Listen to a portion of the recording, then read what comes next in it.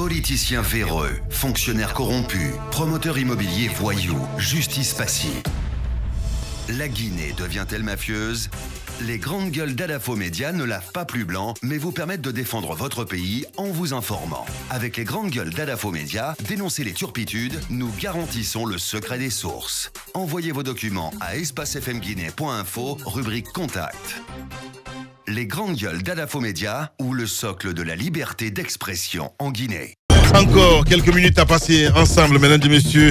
Nous allons joindre maintenant du côté de l'UFR parce que Sekuyaya n'est pas joignable. On va essayer d'appeler Fodé Baldé et qui va intervenir dans un instant, évidemment, pouvoir aux jeunes du côté de l'UFR. C'est très important. On va essayer de continuer l'émission avec quelques réactions des auditeurs. Une émission consacrée, évidemment, à cette démission de monsieur Sidia Touré, il faut le rappeler, ex-haut représentant du chef de l'État. Vous l'avez compris, hein, beaucoup de réactions ce matin avec le politique, mais aussi d'autres acteurs évidemment qui interviennent. Donc Alpha Oumar Diallo qui nous dit sur Twitter: salut les jeunes, s'il vous plaît, parlons développement, liaisons les politiques aux politiciens et mettons en valeur des projets d'aide d'émancipation des jeunes. Vive la jeunesse, à bas la politique politicienne. C'est un auditeur évidemment qui réagit ce matin sur notre plateforme hashtag Espace GG.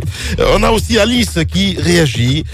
Sidia Touré a une forte similitude avec Alain Juppé, il le dit ce matin. Voilà. Est-ce qu'il est prêt, Fodé Baldé Mohamed? Oui, il est là. Fodé Baldé, en direct ce matin, une première évidemment. Fodé Baldé, bonjour.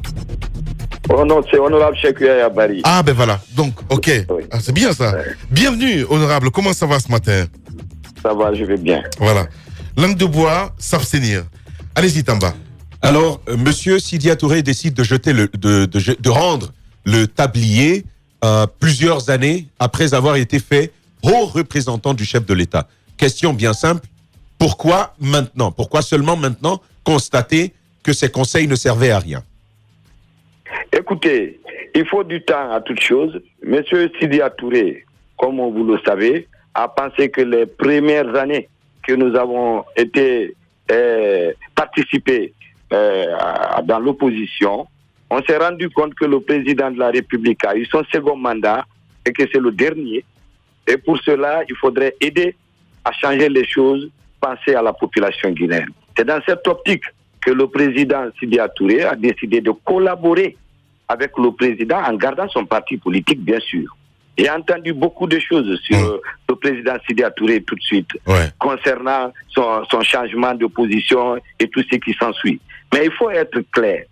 Quand on est en politique, on pense à la population, on essaie de trouver des solutions pour régler les problèmes de ces populations. Oui. En attendant, Alpha Condé est le président de la République et il en a pour 5 ans.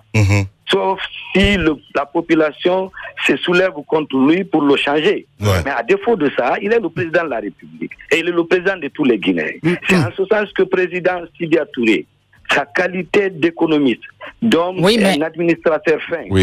On peut même se reposer aujourd'hui la question entre le président Sidia Touré, donc le leader de votre parti, et le président Alpha Condé, qui a finalement demandé cette collaboration.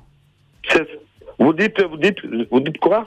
J'ai pas bien entendu. Qui a demandé Qui de Sidia et d'Alpha Condé a finalement demandé cette collaboration qui n'a rien donné?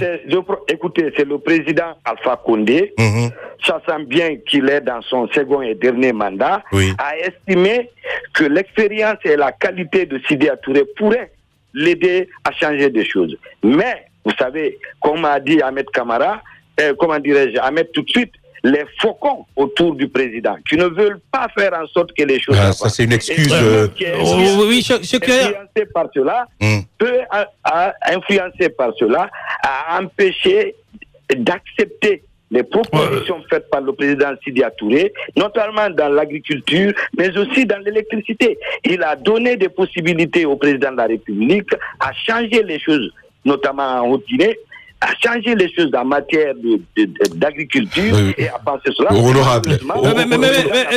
On sait très bien, honorable Sekuyaya, que la mésentente entre le président Sidia Touré et le président de la République ne date pas de maintenant. C'est un fait qui est connu depuis il y a très, très longtemps. Est-ce que vous donnez finalement raison à ceux qui pensent que cette démission aurait pu intervenir un peu plus tôt, mais au contraire, on a un peu forcé la collaboration et on s'est rendu compte que finalement la pipe est cassée, faut partir. Écoutez, quand on parle de la République, on ne parle pas des individus, on ne parle pas des hommes. Le président Sidya Touré est un homme d'État. C'est pas parce qu'on s'oppose à deux que physiquement ou que nos idées ne concordent pas. Si l'intérêt du pays est en jeu, on ne peut pas se retrouver et parler, voir comment régler le problème de l'ensemble des Guinéens. D'accord. En fait, honorable, l'intérêt du pays, Sidya Touré, cadre, tout ça, c'est connu. Ce sont des expressions bien faites. L'UFR avait besoin de se refaire sa santé. S'il vous plaît, l'UFR avait besoin de se refaire sa santé politique. On sait que votre parti est mal sorti. Après 2010, il fallait faire la drague à toute la grande communauté de la Haute-Guinée. C'était ça le calcul. Mais à la fin, est-ce qu'on peut dire que 3 années passées auprès du président de la République pour rien? Si j'ai pas compris la question. Alors, j'ai envie de vous poser la question à vous. Finalement, 3 ans à passer auprès du président de la République, ça a servi à quoi? Écoutez, à essayer de faire comprendre au président, malheureusement, qui n'a pas très bien écouté. À essayer. Donc vous avez passé 3 années à essayer. Oui, mais il faut du temps pour le développement de ce pays. Quand même 3 ans pour essayer. C'est 365 jours d'essai fois 3.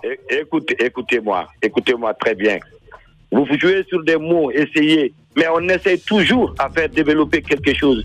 On a tenté, on a donné des possibilités au président de la République pour nous regarder et suivre notre programme. Et vous avez entendu le président de la République parler toujours de l'agriculture ces derniers temps, alors qu'il ne parlait que des mines. Mais malheureusement, ce n'est pas suivi d'effets importants. Donc arrêtez de penser qu'on ne doit pas essayer. On essaye de faire changer des choses. Évidemment. On n'a rien. Il faut comprendre cela. Honorable. On n'a rien. Voilà, Sékou Yaya Bari en direct. Merci beaucoup en tout cas, honorable. Surtout bon courage. Faites très attention à vous. Merci beaucoup. Voilà, on termine l'émission évidemment Ruby avec cette fillette. Évidemment, cette petite fille qu'on voit à la télé, qui a perdu sa maman dans un accident de circulation du côté de Kisosso. C'était le dimanche passé. Sa maman a été percutée par un bus, morte sur place. Malheureusement, les individus mal intentionnés ont dérobé le sac de sa maman pendant l'accident. Donc, on ne connaît pas l'identité de la maman. On ne connaît pas l'identité de la fille. Je ne sais même pas comment elle s'appelle. Je ne peux pas vous dire au moment où je suis, depuis que je l'ai, je ne peux pas vous dire comment elle s'appelle. Tout ce que je sais, c'est qu'elle a su prononcer le nom hier en Soussou, donc ça veut dire que probablement elle a grandi dans une famille Soussou, mais je ne peux pas vous confirmer qu'elle soit Soussou ou pas. Nous cherchons des parents proches d'elle. Sa maman est à la morgue du côté de Ignace Dine. Son corps, il sera gardé pendant 8 jours, le temps de voir s'il y a un proche d'elle qui peut se présenter. Donc cet enfant, nous l'avons, nous ne connaissons ni aucun membre. C'est avec beaucoup d'émotion que je vous le dis, hein, nous n'avons aucune information sur elle, et là, pour toute personne qui peut nous aider à retrouver, que ce soit une tante proche ou un oncle, ou je ne sais pas moi, un proche de cette petite fille qui d'ailleurs est blessée. Vous constatez que lors de l'accident, lorsque le bus percutait sa maman, elle a jeté l'enfant pour la protéger du choc. Donc l'enfant a eu des commotions au niveau de l'œil droit et des lèvres. Elle a subi un examen, ça va. Pour l'instant, nous recherchons ses parents proches. Voilà, et il faut quand même dire quelque chose d'important. À Ignace Dine, il ne faut pas juste dire on attend 8 jours, il faut donner plus de jours jusqu'à ce que l'on puisse connaître l'identité de la mère. Mais il faut faire l'effort quand même pour ça. Ignace Dine doit faire l'effort parce que cette fille a besoin de famille, elle a besoin de retrouver son milieu familial. Si ce n'est pas le cas, n'allez pas nous inventer un truc 8 jours, non. Autant que cela sera nécessaire, il va falloir garder ce corps pour savoir qui était cette dame qui l'habitait.